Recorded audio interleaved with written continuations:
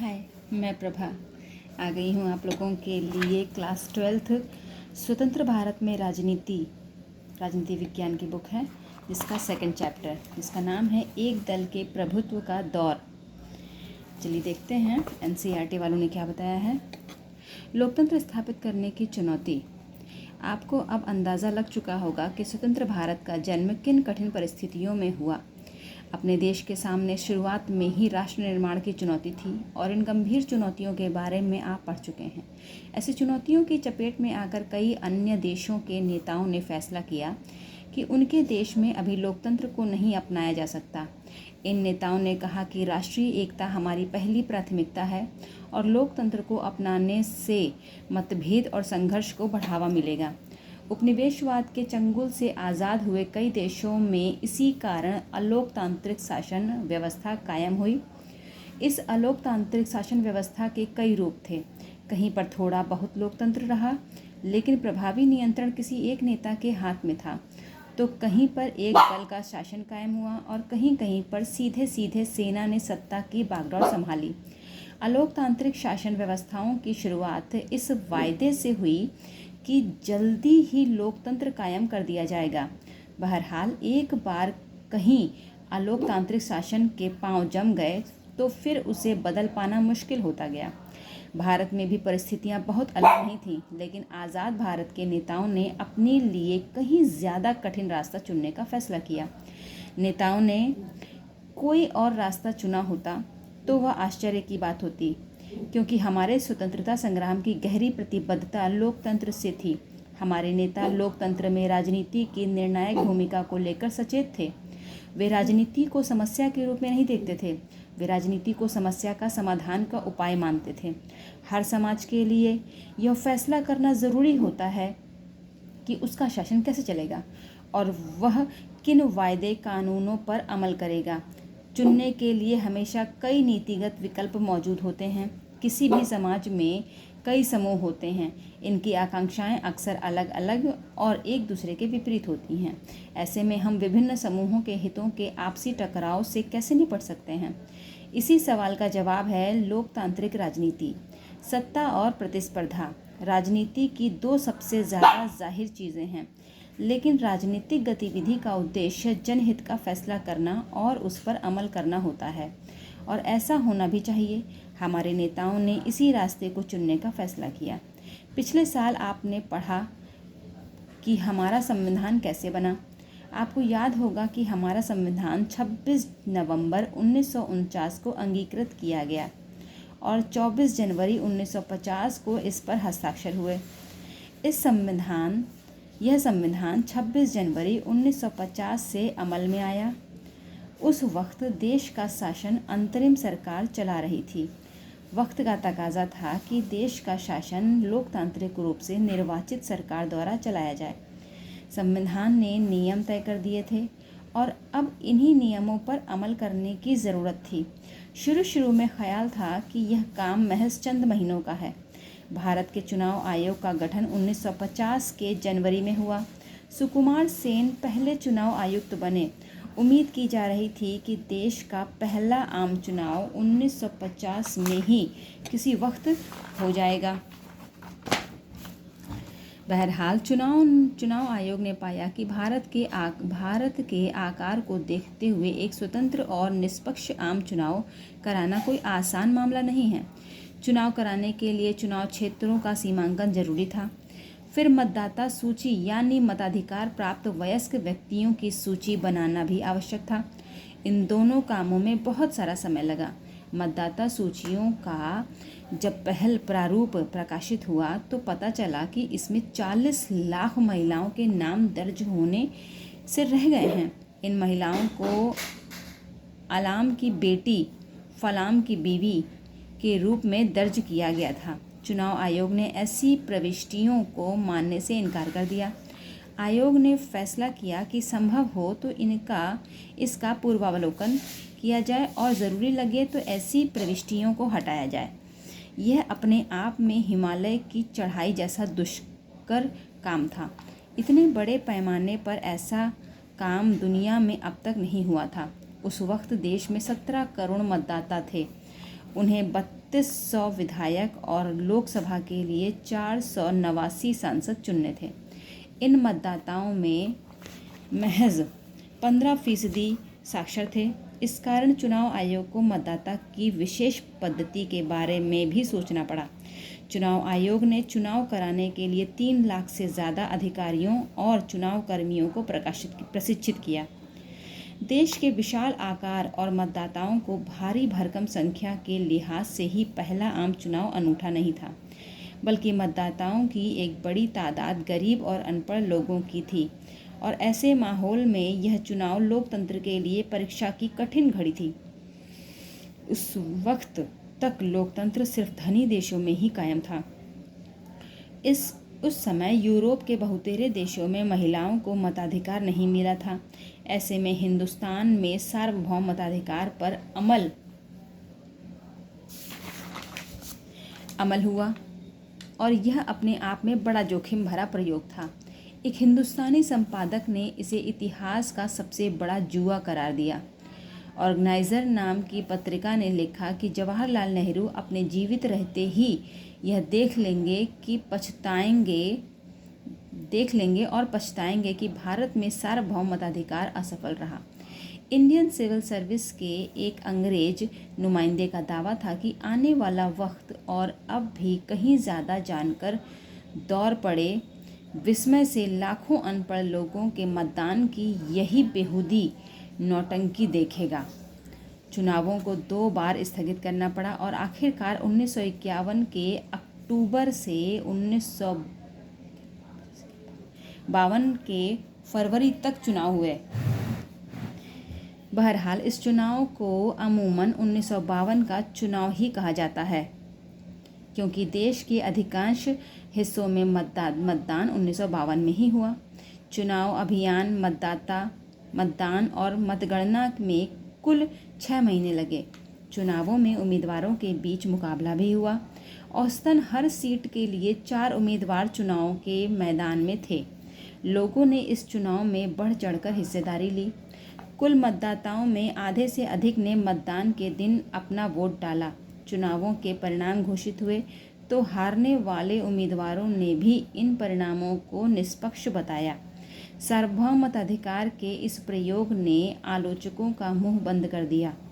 Times of India ने माना कि इन चुनावों ने उन सभी आलोचकों के संदेहों पर पानी फेर दिया जो सार्वभौम मताधिकार की इस शुरुआत को इस देश के लिए जोखिम का सौदा मान रहे थे।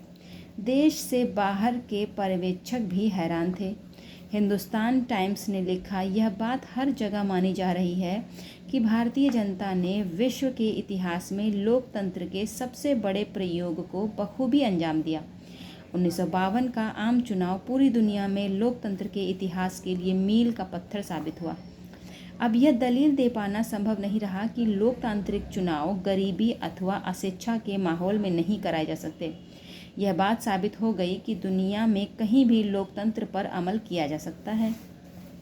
ठीक है भाई, आगे देखते हैं। पहले 3 चुनावों में कांग्रेस का प्रभुत्व। पहले आम चुनाव के नतीजों से शायद ही किसी को अचंभा हुआ हो। आशा यही थी कि भारतीय राष्ट्रीय कांग्रेस इस चुनाव में जीत जाएगी। भारतीय राष्ट्रीय कांग्रेस का लोक प्रचलित नाम कांग्रेस पार्टी था और इस पार्टी को स्वाधीनता संग्राम की विरासत हासिल थी। तब के दिनों में यही एकमात्र पार्टी थी जिसका संगठन पूरे देश में था। फिर इस पार्टी में खुद जवाहरलाल नेहरू थे, जो भारतीय राजनीति के सबसे करिश्माई और लोकप्रिय नेता थे। नेहरू ने कांग्रेस पार्टी के चुनाव अभियान की अगुवाई की और पूरे देश का दौरा किया। अब चुनाव परिणाम घोषित हुए तो कांग्रेस पार्टी की भारी भरकम जीत से बहुतों को आश्चर्य हुआ। इस पार्टी ने लोकसभा के पहले चुनाव में कुल 489 सीटों में 364 सीटें जीतीं और इस तरह वह किसी भी प्रतिद्वंदी से चुनावी दौड़ में बहुत आगे निकल गई। जहां तक सीटों पर जीत हासिल करने का सवाल है, पहले आम चुनाव में भारतीय कम्युनिस्ट पार्टी दूसरे नंबर पर रही। उसे कुल 16 सीट हासिल हुई। लोकसभा के चुनाव के साथ साथ विधानसभा के भी चुनाव कराए गए थे। कांग्रेस पार्टी को विधानसभा के चुनावों में भी बड़ी जीत हासिल हुई। श्रवणकोर कोचीन, जो आज के केरल का एक हिस्सा है, मद्रास और उड़ीसा को छोड़कर सभी राज्यों में कांग्रेस ने अधिकतर सीटों पर जीत दर्ज करी। इस तरह राष्ट्रीय और प्रांतीय स्तर पर पूरे देश में कांग्रेस पार्टी का शासन कायम हुआ।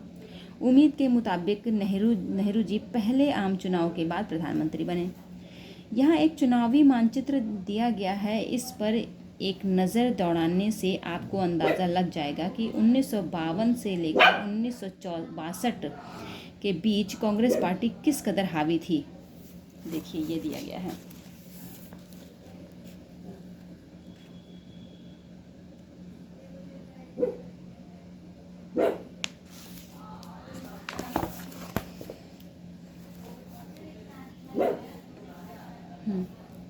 पूरा नियंत्रण था।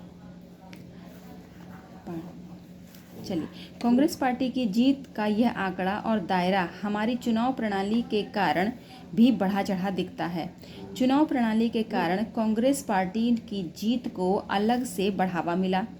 मिसाल के लिए 1952 में कांग्रेस पार्टी को कुल वोटों में से मात्र 45% वोट हासिल हुए थे, लेकिन कांग्रेस को 74% सीटें हासिल हुई थीं।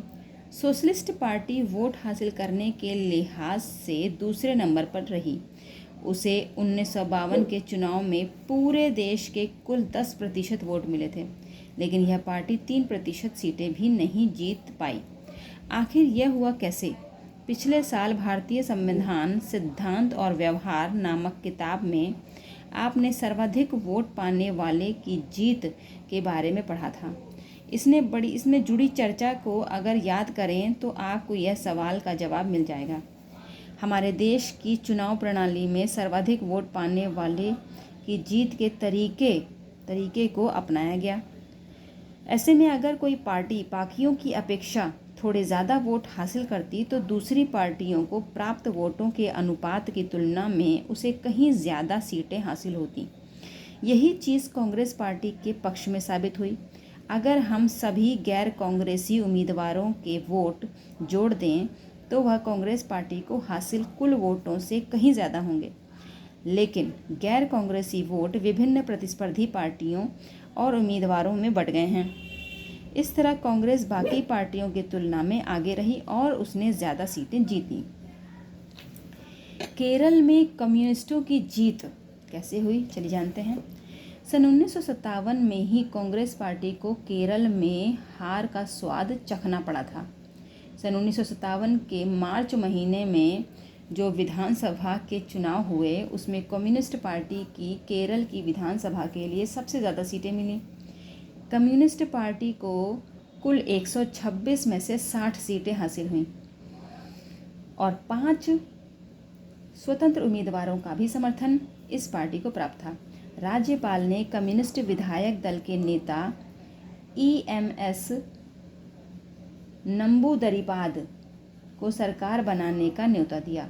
दुनिया में यह पहला अवसर था जब एक कम्युनिस्ट पार्टी को सरकार लोकतांत्रिक चुनावों के जरिए बनी। केरल में सत्ता से बेदखल होने पर कांग्रेस पार्टी ने निर्वाचित सरकार के खिलाफ मुक्ति संघर्ष छेड़ दिया। भारतीय कम्युनिस्ट पार्टी सत्ता में इस वायदे के साथ आई थी कि वह कुछ क्रांतिकारी तथा प्रगतिशील नीतिगत पहल करेगी। कम्युनिस्ट का कहना था कि इस संघर्ष की अगुवाई निहित स्वार्थ और धार्मिक संगठन कर रहे हैं। सन 1959 में केंद्र की कांग्रेस सरकार ने संविधान के अनुच्छेद 356 के अंतर्गत केरल की कम्युनिस्ट सरकार को बर्खास्त कर दिया। यह फैसला बड़ा विवादास्पद साबित हुआ। संविधान प्रदत्त आपातकालीन शक्तियों के दुरुपयोग के पहले उदाहरण के रूप में इस फैसले का बार बार उपयोग किया गया। अगस्त 1959 में अपने मंत्रालय को बर्खास्त किए जाने के बाद त्रिवेंद्रम में कम्युनिस्ट पार्टी के कार्यकर्ताओं के प्रदर्शन का नेतृत्व करते EMS नंबूदरीपाद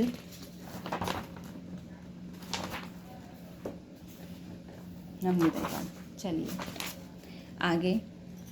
सोशलिस्ट पार्टी ये एक आर्टिकल इसमें दिया हुआ है, देखिए आप लोग, इतनी खूबसूरत और इतनी बढ़िया तरह शायद ही आप कहीं और से समझ सकते हैं। सोशलिस्ट पार्टी की जड़ों को आज़ादी से पहले के उस वक्त में ढूंढा जा सकता है जब भारतीय राष्ट्रीय कांग्रेस जन आंदोलन चला रही थी। कांग्रेस सोशलिस्ट पार्टी का गठन खुद कांग्रेस के भीतर 1934 में युवा नेताओं की एक टोली ने किया था। यह नेता कांग्रेस को ज़्यादा से ज़्यादा परिवर्तनकामी और क्षमतावादी बनाना चाहते थे। सन 1948 में कांग्रेस ने अपने संविधान में बदलाव किया। यह बदलाव इसलिए किया गया था ताकि कांग्रेस के सदस्य दोहरी सदस्यता न धारण कर सकें। इस वजह से कांग्रेस के समाजवादियों को मजबूरन 1948 में अलग होकर सोशलिस्ट पार्टी बनानी पड़ी। सोशलिस्ट पार्टी चुनावों में कुछ खास कामयाबी हासिल नहीं कर सकी। इससे पार्टी के समर्थकों को बड़ी निराशा हुई। हालांकि सोशलिस्ट पार्टी की मौजूदगी हिंदुस्तान के अधिकतर राज्यों में थी, लेकिन पार्टी को चुनावों के छिटपुट सफलता ही मिली। समाजवादी लोकतांत्रिक समाजवाद की विचारधारा में विश्वास करते थे और इस आधार पर वे कांग्रेस तथा साम्यवादी दैट मीन्स कम्युनिस्ट दोनों से अलग थे। वे कांग्रेस की आलोचना करते थे कि वह पूंजीपतियों और जमींदारों का पक्ष ले रही है और मजदूरों किसानों की अपेक्षा कर रही है। समाजवादियों को 1955 में दुविधा की स्थिति का सामना करना पड़ा, क्योंकि कांग्रेस ने घोषणा कर दी थी कि उसका लक्ष्य समाजवादी बनावट वाले समाज की रचना है। ऐसे में समाजवादियों के लिए खुद को कांग्रेस का कारगर विकल्प बनाकर पेश करना मुश्किल हो गया। राम मनोहर लोहिया के नेतृत्व में कुछ समाजवादियों ने कांग्रेस से अपनी दूरी बढ़ाई और कांग्रेस की आलोचना की। कुछ अन्य समाजवादियों मसलन अशोक मेहता ने कांग्रेस से हल्के पुल्के सहयोग की तरफदारी की। सोशलिस्ट पार्टी के कई टुकड़े हुए और कुछ मामलों में बहुधा मेल भी हुआ। इस प्रक्रिया में कई समाजवादी दल बने। इन दलों में किसान मजदूर प्रजा पार्टी, प्रजा सोशलिस्ट पार्टी और संयुक्त सोशलिस्ट पार्टी का नाम लिया जा सकता है। जयप्रकाश नारायण, अच्युत पटवर्धन, अशोक मेहता, आचार्य नरेंद्र देव, राम मनोहर लोहिया और एस.एम. जोशी समाजवादी दलों के नेताओं में प्रमुख थे। मौजूदा हिंदुस्तान के कई दलों जैसे समाजवादी पार्टी, राष्ट्रीय जनता दल और जनता दल, देखिए एक जनता जो राष्ट्रीय जनता दल है, उसके बाद जो जनता दल मैंने बोला उसका नाम यूनाइटेड, और जनता दल दूसरा सेक्युलर, पर सोशलिस्ट पार्टी की छाप देखी जा सकती है। नेक्स्ट है कांग्रेस के प्रभुत्व की प्रकृति। भारत ही एकमात्र एक ऐसा देश नहीं जो एक पार्टी के प्रभुत्व के दौर से गुजरा हो। अगर हम दुनिया के बाकी मुल्कों पर नज़र दौड़ाएं तो हमें एक पार्टी के प्रभुत्व के बहुत से उदाहरण मिलेंगे। बहरहाल बाकी मुल्कों में एक पार्टी के प्रभुत्व और भारत में एक पार्टी के प्रभुत्व के बीच एक बड़ा भारी फर्क है। बाकी मुल्कों में एक पार्टी का प्रभुत्व लोकतंत्र की कीमत पर कायम हुआ। कुछ देशों मसलन चीन, क्यूबा और सीरिया के संविधान में सिर्फ एक ही पार्टी को देश के शासन की अनुमति दी गई। कुछ और देशों जैसे म्यांमार, बेलारूस और इरिट्रिया में एक पार्टी का प्रभुत्व कानूनी और सैन्य उपायों के चलते कायम हुआ। अब से कुछ साल पहले तक मैक्सिको, दक्षिण कोरिया और ताइवान भी एक पार्टी के प्रभुत्व वाले देश थे। भारत में कायम एक पार्टी का प्रभुत्व इन उदाहरणों से कहीं अलग है। यहाँ एक पार्टी का प्रभुत्व लोकतांत्रिक स्थितियों में कायम हुआ। अनेक पार्टियों ने मुक्त और निष्पक्ष चुनाव के माहौल में एक दूसरे से होड़ की और तब भी कांग्रेस पार्टी एक के बाद एक चुनाव जीतती गई। दक्षिण अफ्रीका में रंग भेद की समाप्ति के बाद अफ्रीकन नेशनल कांग्रेस का भी कुछ ऐसा ही दबदबा कायम हुआ। भारत का उदाहरण बहुत कुछ दक्षिण अफ्रीका से मिलता जुलता है। कांग्रेस पार्टी की इस असाधारण सफलता की जड़ें स्वाधीनता संग्राम की विरासत में हैं। कांग्रेस पार्टी को राष्ट्रीय आंदोलन के वारिस के रूप में देखा गया। आज़ादी के आंदोलन में अग्रणी रहे अनेक नेता अब कांग्रेस के उम्मीदवार के रूप में चुनाव लड़ रहे थे। कांग्रेस पहले से ही एक सुसंगठित पार्टी थी। बाकी दल अभी अपनी रणनीति सोच ही रहे होते थे कि कांग्रेस अपना अभियान शुरू कर देती थी। दरअसल अनेक पार्टियों का गठन स्वतंत्रता के समय के आसपास अथवा उनके बाद में हुआ। कांग्रेस को अव्वल और इकलौता होने का फायदा मिला। आज़ादी के वक्त तक एक पार्टी देश में चहुं ओर फैल चुकी थी। आप यह बात दिए गए मानचित्र में देख चुके हैं। फिर इस पार्टी के संगठन का नेटवर्क स्थानीय स्तर तक पहुंच चुका था। सबसे बड़ी बात यह थी कि कांग्रेस हाल फिलहाल तक आज़ादी के आंदोलन की अगुवा रही थी और उसकी प्रकृति सबको समेटकर मेलजोल के साथ चलने की थी। नेक्स्ट है कांग्रेस एक सामाजिक और विचारधारात्मक गठबंधन के रूप में किस तरह दिखी सामने, चलिए देखते हैं।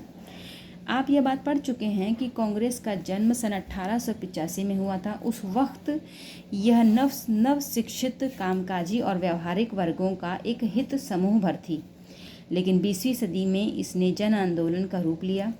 इस वजह से कांग्रेस ने एक जनव्यापी राजनीतिक पार्टी का रूप लिया और राजनीतिक व्यवस्था में इसका दबदबा कायम हुआ। शुरू में कांग्रेस में अंग्रेजी दांव, अगड़ी जाति, उछले मध्य वर्ग और शहरी अभिजन का बोलबाला था, लेकिन कांग्रेस ने जब भी सविनय अवज्ञा जैसे आंदोलन चलाए उसका सामाजिक आधार बढ़ा। कांग्रेस ने परस्पर विरोधी हितों में कई समूहों को एक साथ जोड़ा। कांग्रेस में किसान और उद्योगपति, शहर के बाशिंदे और गांव के निवासी मजदूर और मालिक एवं मध्य, निम्न और उच्च वर्ग तथा जाति सबको जगह मिली। धीरे धीरे कांग्रेस का नेतृ वर्ग भी विस्तृत हुआ। इसका नेतृ वर्ग अब उच्च वर्ग या जाति के पेशेवर लोगों तक ही सीमित नहीं रहा। इसमें खेती किसानी की बुनियाद वाले तथा गांव गिरान लिखा है इसमें की तरफ रुझान रखने वाले नेता भी उभरे। आज़ादी के समय तक कांग्रेस एक सतरंगे सामाजिक गठबंधन की शक्ल अख्तियार कर चुकी थी और वर्ग, जाति, धर्म, भाषा तथा अन्य हितों के आधार पर इस सामाजिक गठबंधन से भारत की विविधता की नुमाइंदगी हो रही थी। इसमें से अनेक समूहों ने अपनी पहचान को कांग्रेस के साथ एक मेक कर दिया।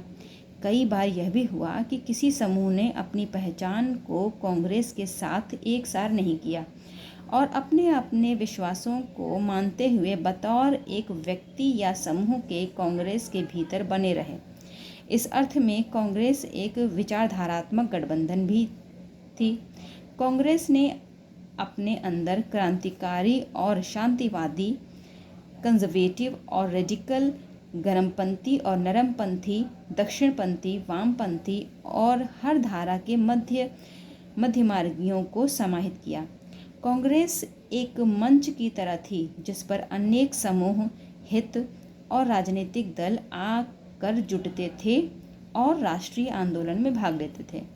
आज़ादी से पहले के वक्त में अनेक संगठन और पार्टियों को कांग्रेस में रहने की इजाज़त थी। एक फिर article the communist party of India आप लोग देख सकते हैं। कम्युनिस्ट पार्टी ऑफ इंडिया, चलिए देखते हैं इसमें क्या दिया गया है।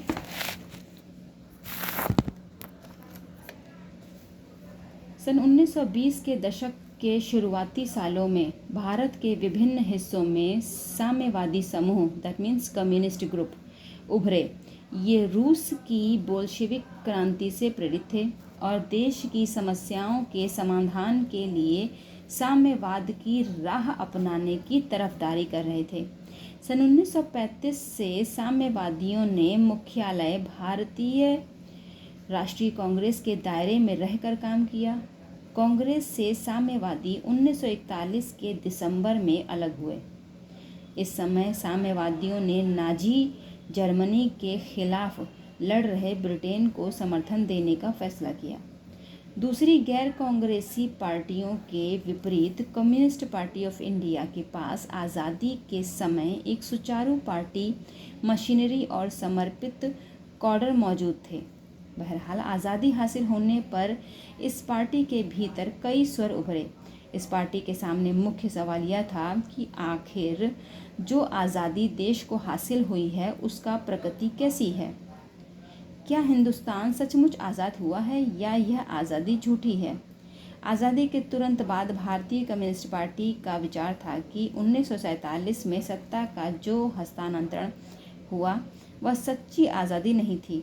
इस विचार के साथ पार्टी ने तेलंगाना में हिंसक विद्रोह को बढ़ावा दिया।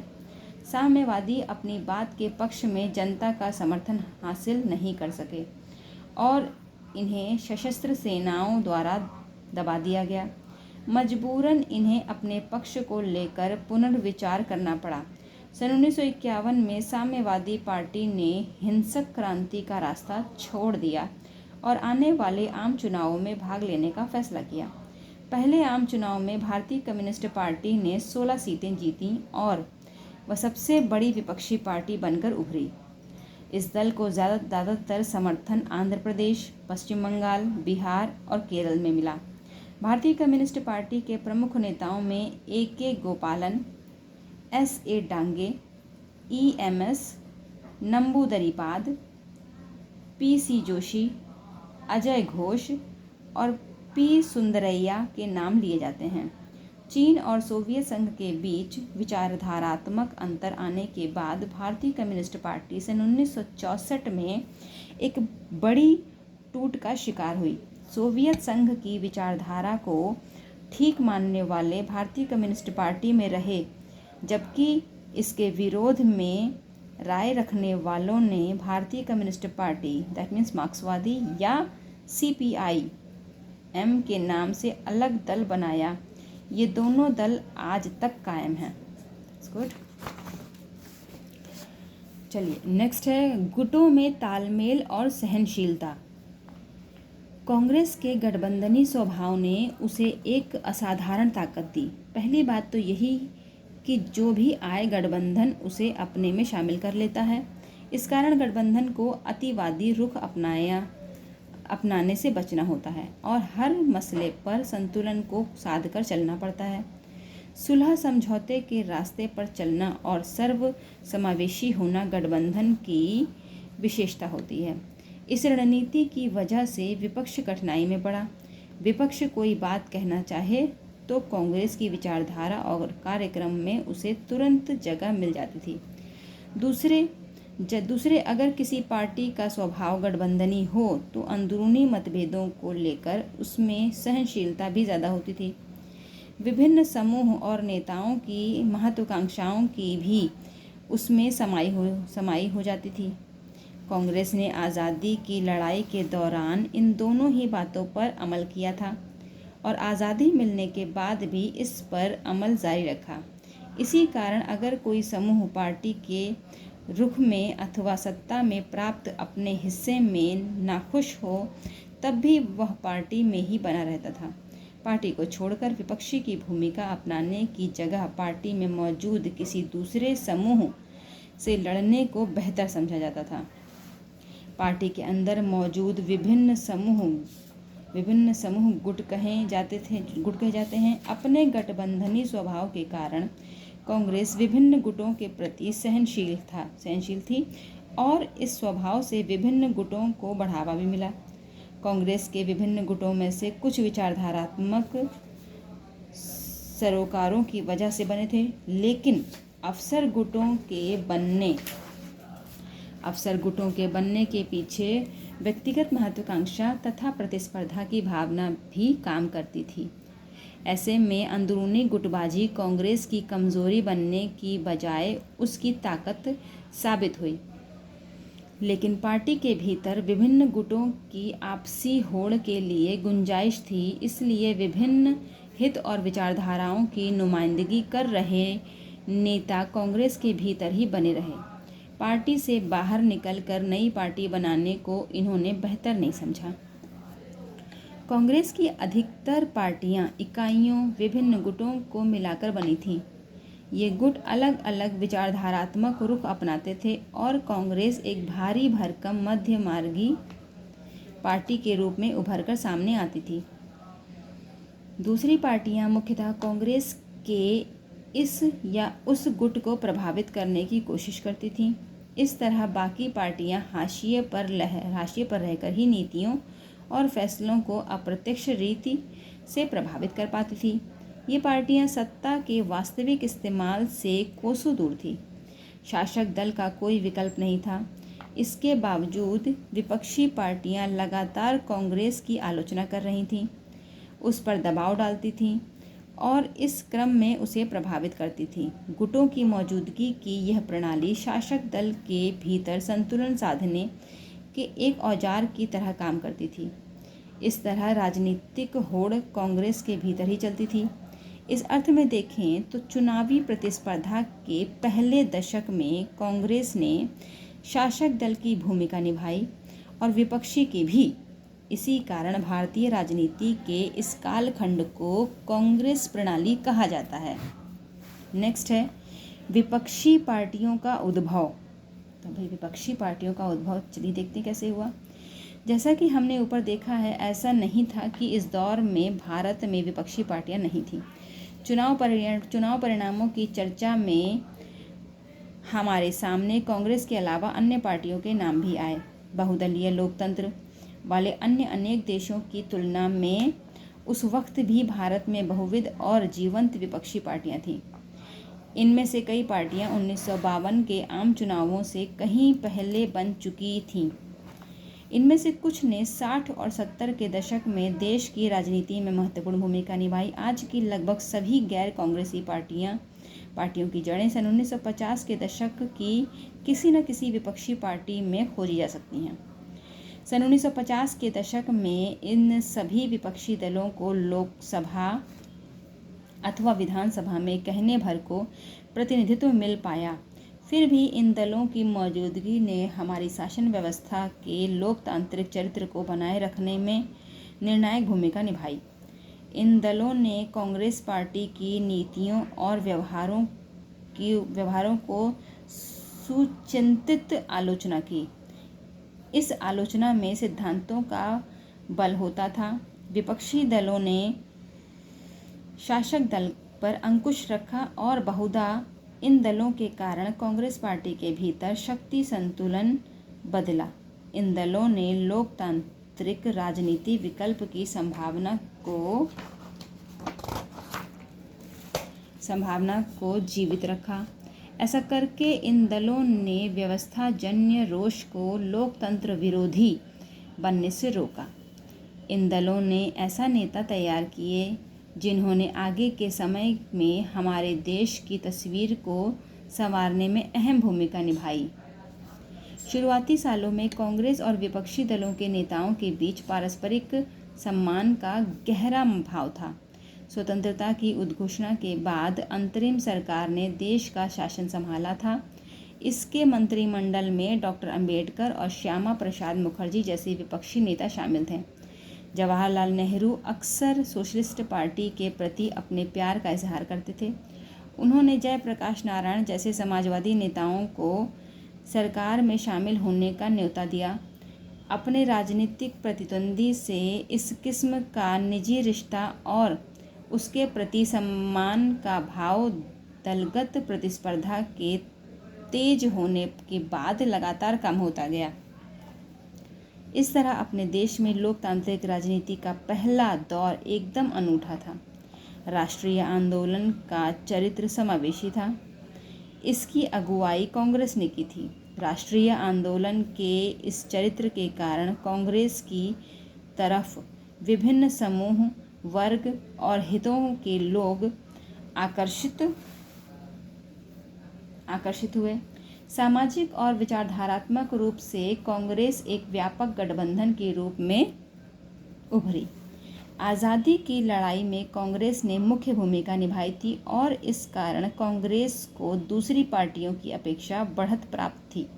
सत्ता पाने की लालसा रखने वाले हर व्यक्ति और हर हित समूह को अपने अंदर समाहित करने की कांग्रेस की क्षमता जैसे जैसे घटी, वैसे वैसे दूसरे राजनीतिक दलों को महत्व मिलना शुरू हुआ। इस तरह कांग्रेस का प्रभुत्व देश की राजनीति के सिर्फ एक दौर में रहा है। इस किताब के आगे के हिस्से में हम देश की राजनीति के अन्य दौर की चर्चा करेंगे। ये चैप्टर यहीं ख़त्म होता है।